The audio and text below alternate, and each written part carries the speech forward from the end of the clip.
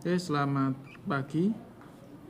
Berikut akan saya sampaikan bagaimana cara mengisi lembar kerja matematika untuk proyek kolaboratif jurusan teknik otomotif. Nanti dari lembar kerja, langkah pertama yang harus kamu lakukan mengisi identitas dulu, kelompok berapa, kemudian anggotanya terdiri dari nama, nomor absen, kelas. Misalkan ini kurang, nanti ditambah. Ini untuk pengisian identitas. Kemudian lanjut langkah berikutnya. Pada bagian pertama, ini kamu mendata konsumen untuk tiap harinya. Jadi misalkan di hari pertama, di tanggal 21, itu kamu melayani sebanyak 4 konsumen. Kemudian nanti kita lihat di hari berikutnya, hari kedua berapa, kamu tuliskan sini. Ini hanya sebagai contoh. Kemudian di hari ketiga kamu tulis di sini. Sampai nanti di hari terakhir. Kemudian dari data ini, setelah diisi banyaknya pelanggan, ini pengisiannya per hari. Nanti kalau sudah selesai, maka buatlah dalam bentuk diagram garis. Di bagian horizontal ini ada tanggal. Kemudian untuk bagian vertikal di sini ada banyak pelanggan.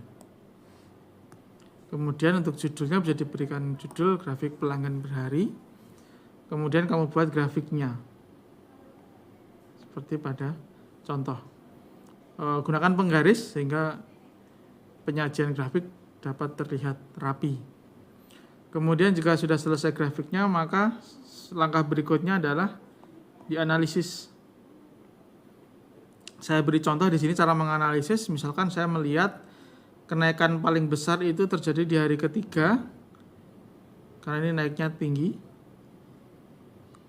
Nah, kenaikan ini berapa bisa kamu hitung menggunakan cara yang pernah kita pelajari. Kemudian kamu cari tahu apa penyebabnya. Kenapa penjualan di hari ketiga ini bisa naik? Kalau contoh ini saya beri keterangan karena di hari terakhir ini ada promo. Sehingga minat pelanggan untuk mencuci motor ataupun servis dia naik. Ini hanya contoh saja, jadi tidak harus naik. Mungkin bisa saja grafikmu nanti turun. Nah, ketika turun, kamu cari penyebabnya apa? Ketika turun, kamu hitung berapa persen turunnya. Penyebab turun itu mungkin bisa hujan, atau mungkin harganya terlalu mahal, dan sebagainya. Ini masuk ke dalam analisis.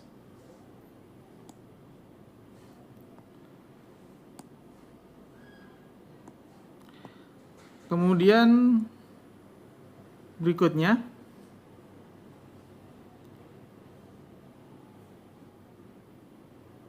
ini bagian kedua. Di bagian kedua ini kamu data jenis motor yang kamu berikan servis itu apa aja. Misalkan ada Beat, Vario, Jupiter, atau yang lain mungkin ada Supra dan seterusnya. Nah, ini kamu data. Ini selama kegiatan bengkelnya beroperasi. Jadi ini dihitung di hari terakhir. Jadi Beat itu ada berapa? Misalkan di sini contohnya 9.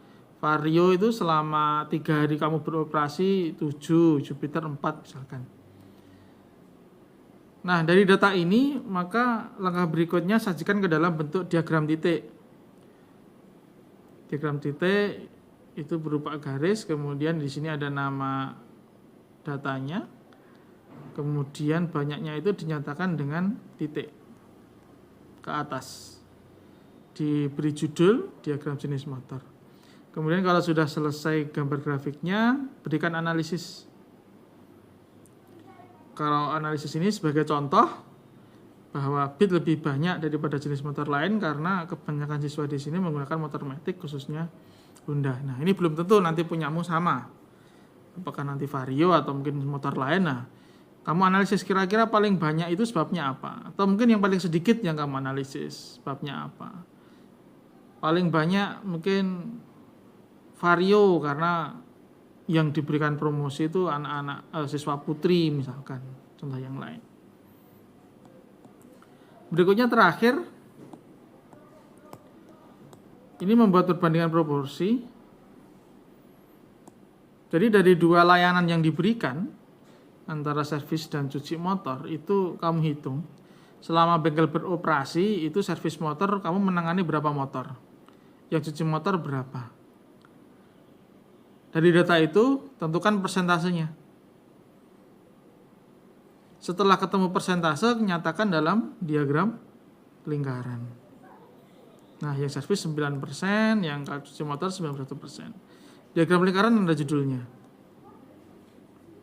Kemudian setelah selesai buat analisis.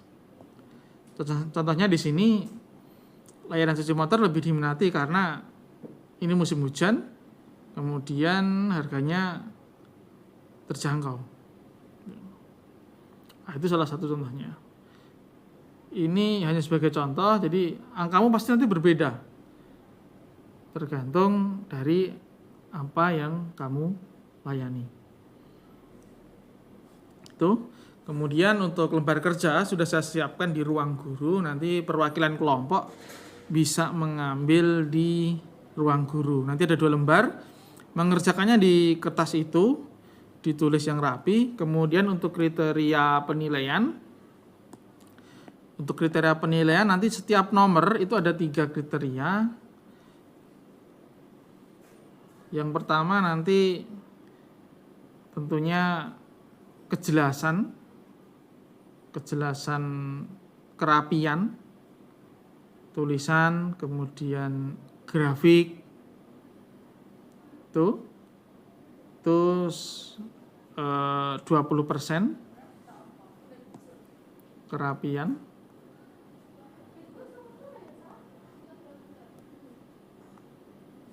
Kemudian untuk akurasi perhitungan dan akurasi grafik, jadi skala dan seterusnya, itu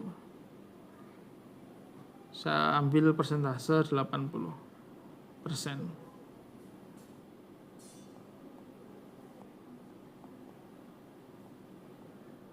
Oke. Jadi yang kamu perhatikan, data itu harus benarnya, data yang kamu alami, kemudian kerapian 20%, untuk tulisan harus jelas. Perhitungan di sini misalkan perhitungan persentase termasuk dalam menentukan skala jarak, misalkan di sini banyak pelanggan, ini jaraknya harus sama, diukur menggunakan penggaris. Saya kira itu. Terima kasih.